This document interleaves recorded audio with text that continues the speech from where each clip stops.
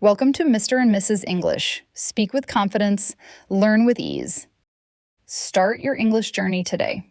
Hello, and welcome to Mr. and Mrs. English channel. Ever notice how talking about money can make you sweat even in your own language?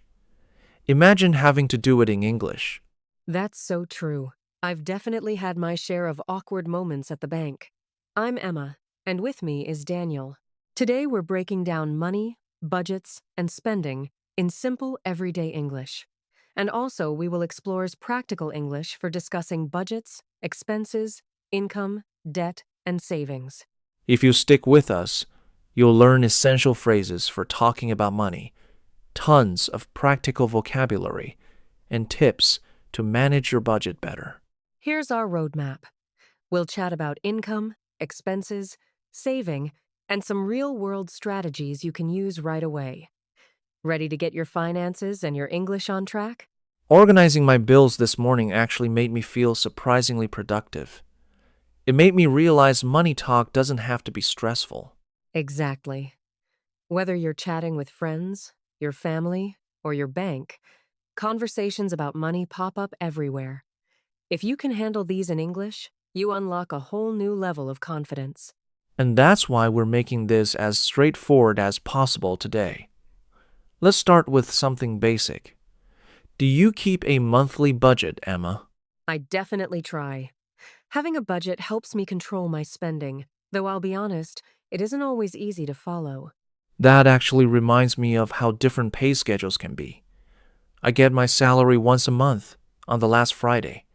That payday feeling is a little celebration for me. I can see why. My pay comes every 2 weeks, so it's smaller amounts, but more often. Some people find that makes budgeting easier. So, what's the first thing you do when your paycheck lands? Rent is always first for me. It's the biggest chunk every month, and I'd rather get it out of the way before I'm tempted by anything else. Rent is a giant expense. I pay about 35% of my income, and I always feel it. Mine's about 40%. Housing prices just keep climbing. After rent, utilities like electricity and water come next. My bills are usually under $100, unless the summer heat kicks in. Tell me about it. My electric bill jumps to $120 in July because of the air conditioner. We all have those spikes. You know, some bills never change. My phone and internet always about $45 and $55 each month. Do you see yours change much? Not really, and that makes them easy to plan for. Those are what we call fixed expenses. But then you have groceries, and that's a wild card. Some months I spend more, sometimes less. Exactly. My grocery bill averages $300, but if I splurge on healthy foods, it jumps. Fresh produce isn't cheap, right? I buy groceries weekly, then sometimes grab dinner out with friends maybe twice a month, spending about $100 total. I eat out even more, 3 or 4 times a month, which adds up to $150. And I have a daily coffee habit, $4 a cup, 5 days a week. That's $80 a month just on coffee. Wow, that's almost as much as some utility bills. I try to make my coffee at home to save, but the coffee shop atmosphere is pretty tempting. Switching gears, how do you get to work, Emma? I buy a $90 subway pass for unlimited rides. Lucky you. My car costs way more. Between gas, insurance, and parking, I spend about $330 every month. It's convenient, but definitely pricier. That's 3 times more than my subway. But you can go anywhere, anytime. Sometimes the convenience is worth the price. Let's be honest, most of us deal with debt. I'm still paying off my student loan $200 a month, with 5 years to go. My main worry is credit card debt. Right now, I owe about $800 and try to pay $150 each month. The interest is crazy 18% per year if I'm not careful. Credit card interest is brutal. Paying more than the minimum is the only way to beat it down. Let's talk saving.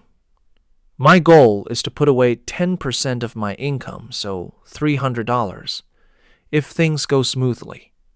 But every month is different. Same here. Some months I save $400, but last month my car broke down and there went my savings. That's why I'm trying to build an emergency fund. It's a slow process. I've got about $2,000 set aside for emergencies. Experts say 3 to 6 months of expenses is ideal, but that feels like a mountain. Let's not forget about fun. I subscribe to Netflix and a meditation app, $20 a month total. It's a little luxury. I've got Netflix, Spotify, and a gym membership, $65 altogether. Plus, I splurge on video games, around $50 a month. Entertainment keeps life interesting. Absolutely. We all have our hobbies. For me, it's books 2 or 3 every month. That's $40 or $60, but it's worth it for the joy. Do you try to donate regularly? I give about $25 to a children's charity each month. I support an animal shelter just $20 a month, but I know every bit counts. Giving feels good, even if it's not a huge amount. It's all about helping where we can. Donations are part of my budget, even if the amounts are small. So, if I total everything up, rent, utilities, groceries, subscriptions, hobbies, and donations, I spend about $2,100 a month. And you try to save $300, so your monthly budget is $2,400. With a $3,000 income, you've got $600 left for extras, concerts, trips, gifts. That's solid budgeting. You're right. Having a buffer makes all the difference. For you, it's about $300 left over each month, right? Exactly, and not spending more than you earn is the golden rule. Debt is way too stressful otherwise. Let's rapid fire some money tips for our listeners. My first, track every expense for a month. You'll be shocked where the money goes. That's a game changer. My tip: make a budget on paper or your phone. List your income, your expenses, and check you're not spending more than you make. Another good one, pay yourself first. As soon as you get paid, put money into savings. Then work with what's left. And avoid unnecessary debt, especially on credit cards. The interest adds up fast. Finally, look for little expenses to cut, like unused subscriptions or too many takeout meals. Let's quickly review some key money words. First up, budget. That's your money plan for the month. For example, I need to stick to my budget this month. And expenses are anything you spend money on, like rent or groceries. We talked about fixed expenses, like rent, and variable ones, like eating out. Income is the money you receive, usually from work. Debt is what you owe credit cards, loans. If you can afford something, you have enough money for it. Let's see. My income is good, but if my expenses are high, I can't afford to save much. Try writing a sentence with 3 of these words in the comments. Time for a question. What's your biggest expense each month? Is it rent, food, transportation, student loans, or something else? We'd love to hear from you. Write in the comments. My biggest expense is, it costs $1 a month. And practice using today's new words. Don't worry about mistakes, just try. And if you see someone else's comment that's similar, reply and start a conversation. That's how you learn. I love seeing how our community helps each other. Every comment is a step forward in English. Remember, practice every day. Even just 5 minutes counts. Absolutely. Consistent practice builds confidence.